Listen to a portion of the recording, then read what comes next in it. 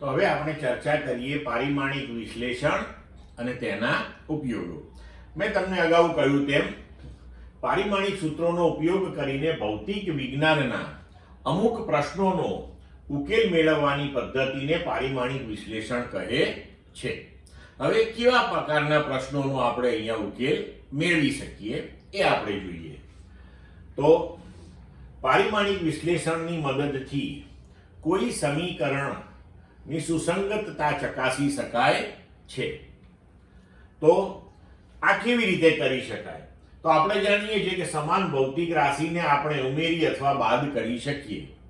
એટલે કે આપણે જાણીએ છીએ કે 1 કિલોગ્રામ પ્લસ 2 કિલોગ્રામ બરાબર 3 કિલોગ્રામ લખાય, પણ કોઈ દિવસ આપણે 1 કિલોગ્રામ પ્લસ 2 મીટર તો આ સંબંધને ઉકેલી શકીએ નહીં. તો આ બહુ જ સરળ સિદ્ધાંત છે કે સમાન ભૌતિક રાશિને આપણે ઉમેરી અથવા બાદ કરી શકીએ. આ સરળ સિદ્ધાંતનો પરિમાણનો સુસંગતતાનો નિયમ કહેવામાં આવે છે. હવે આપણે ઉદાહરણ લઈને આ વસ્તુ સમજીએ. તો આ એક સમીકરણ આપણે અહીંયા લઈએ કે x બરાબર x0 વત્તા v0t પ્લસ હાફ at².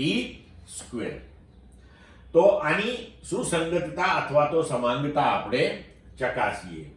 તો હવે જ્યારે આપણે કોઈ પણ સમીકરણની સુસંગતતા અથવા સમાનતા ચકાસતા હોઈએ ત્યારે આપણે જોવાનું કે ડાબી અને જમણી બાજુના પારિમાણિક સૂત્રો સમાન આવવા જોઈએ. હવે જમણી બાજુમાં જો તમને એક કરતા વધારે પદો સરવાળા અથવા તો બાદબાકીના સ્વરૂપમાં આપેલા હોય, જેમ કે આ સમીકરણમાં આપ્યા છે, તો દરેક પદનું પારિમાણિક સૂત્ર એક સરખું આવવું જોઈએ અને તે પારિમાણિક સૂત્ર ડાબી બાજુ બરાબર હોવું જોઈએ. જો હવે ચકાસીએ આપણે, તો આ જે સમીકરણ છે એમાં x જે છે એ કણ અથવા તો પદાર્થ વડે t સમયમાં કપાયેલું અંતર છે. x0 એનું પ્રારંભિક સ્થાન છે, v0 એ એની પ્રારંભિક ઝડપ છે, પ્રારંભિક વેગ છે, અને a એ તેનો અચળ પ્રવેગ છે. તો હવે આ સૂત્રની અંદર આપણે જોઈએ કે ડાબી બાજુ x તો એ અંતર છે એટલે એનું પરિમાણ થશે l. x0 પ્રારંભિક સ્થાન એટલે એ પણ l થશે. v0t તો v0 એટલે પ્રારંભિક વેગ, વેગ એટલે વેગ, એનું પારિમાણિક સૂત્ર થશે l t⁻⁻1. t નું t તો પરિણામ થયું l.